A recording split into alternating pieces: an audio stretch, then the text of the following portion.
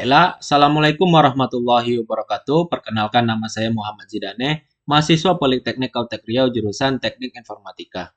Nah, baiklah, pada video kali ini saya akan menjelaskan hasil laporan kelas praktikum di mana dosennya Bapak Fikri Muhafiz Imani Eskom MTRkom dengan ILB Bang Irga Yoga Pangestu STRkom.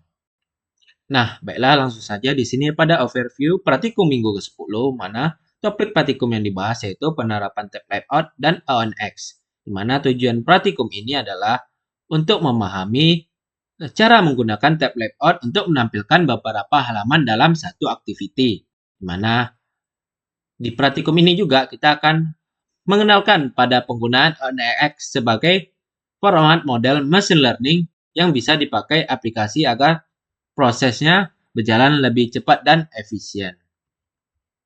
Nah, pada bab 1, di mana implementasi modul dan latihan, di mana pemahaman masalah, di mana tantangan utama dan praktikum ini adalah bagaimana kita membuat tab layout yang berjalan dengan baik sekaligus memahami cara menggunakan model ONX di dalam aplikasi yang kita buat saat ini, di mana kita juga menentukan fitur dan output dari dataset yang kita pakai, lalu memastikan model dapat dijalankan dengan baik dan benar. Nah, di sini penerapan tab layout yang saya gunakan di sini adalah sebagai contohnya. Di sini pada aplikasi Android Studio saya menggunakannya di supportnya. Nah, di sini tab layout yang digunakan yaitu pada bagian atas, di mana kita bisa berpindah halaman per tabnya.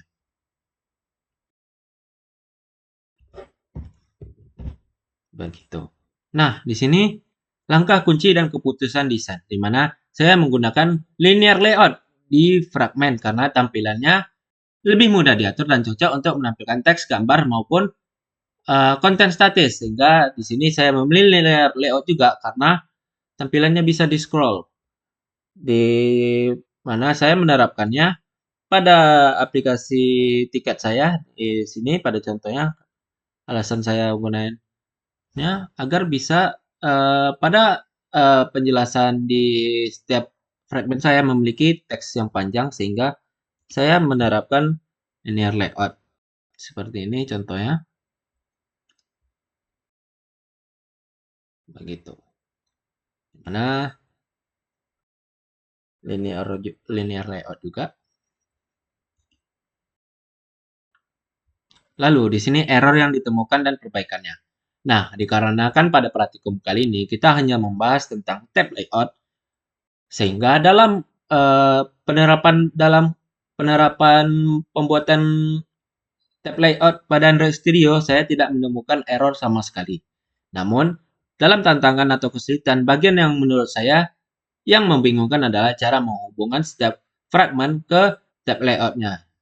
Dan di sini view pager, di mana awalnya saya bingung bagaimana fragmen bisa muncul di tab yang berbeda dan bagaimana adapter mengatur pemindahan antara tab tersebut.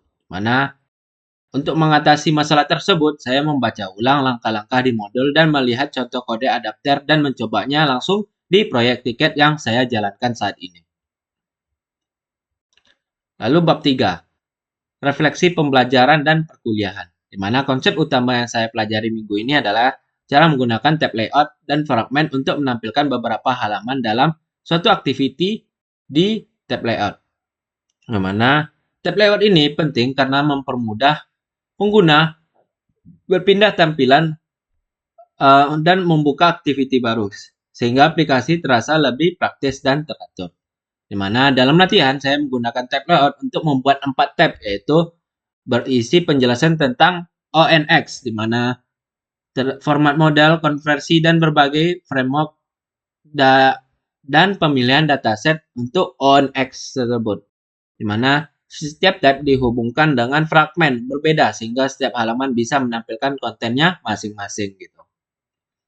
Nah, apa sih hubungan dengan materi sebelumnya? Di mana materi minggu ini kita membahas tentang tab layout, di mana lanjutan dari minggu sebelumnya, di mana jika sebelumnya kita menggunakan view pager dan dot indikator untuk membuat tampilan geser seperti sebelumnya yaitu tutorial screen, di mana minggu ini kita menggunakan view pager 2 lagi. Namun dengan fungsi yang berbeda, yaitu dipindahkan dengan tab layout, di mana bedanya sekarang setiap halaman dapat diakses lewat tab, bukan hanya dengan menggeser layar saja.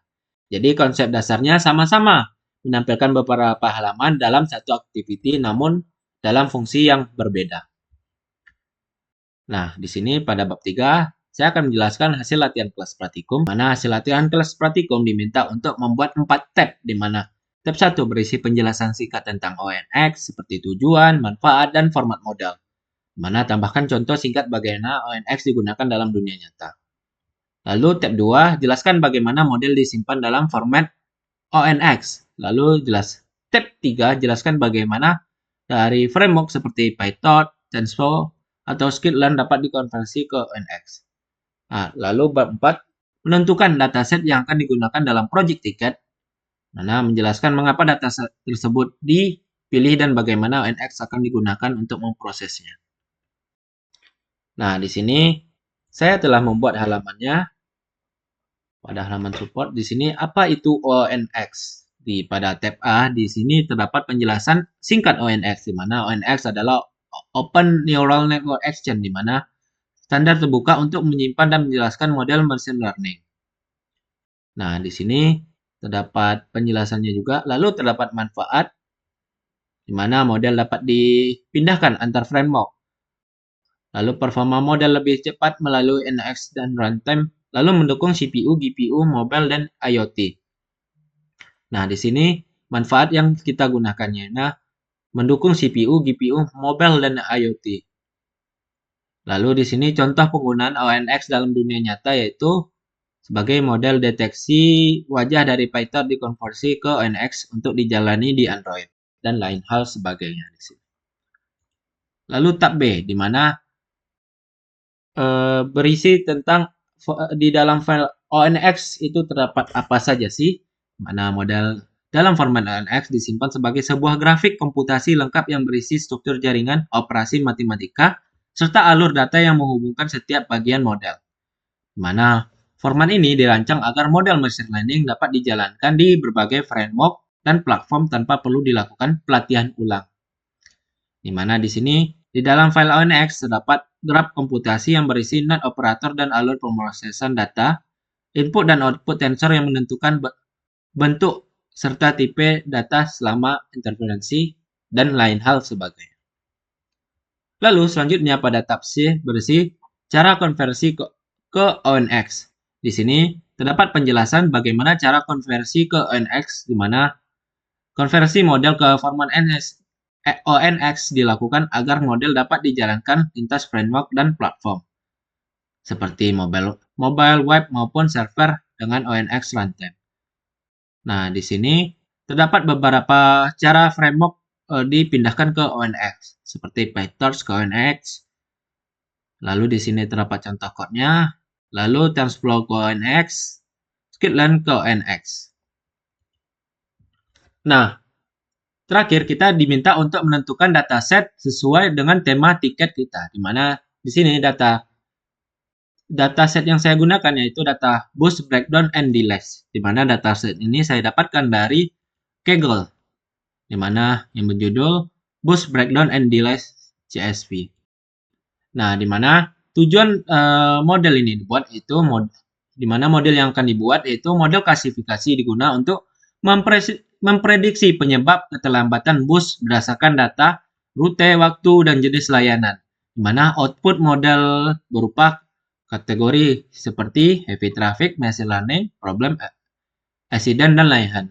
Nah, di sini pada inputnya, di mana untuk inputnya kita menggunakan pada kolom run type, run number, school serve, bus number, dan occurred on, di mana dipecah menjadi tahun, bulan, hari, dan jam.